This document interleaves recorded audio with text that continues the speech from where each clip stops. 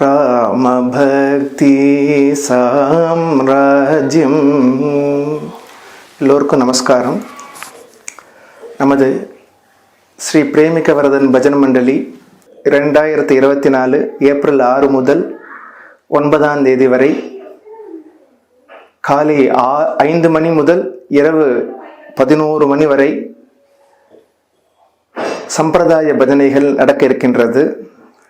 இந்த வைபவத்தை நமது யூடியூப் சேனல் மூலியமாகவோ நமது ஆன்மீக சாரல் மூலியமாகவோ நீங்கள் நேரில் வந்திருந்தோ இந்த வைபவத்தை கண்டுகளித்து இறை அருளுக்கும் குரு அருளுக்கும் பாத்திரமாகும்படி கேட்டுக்கொள்கின்றோம்.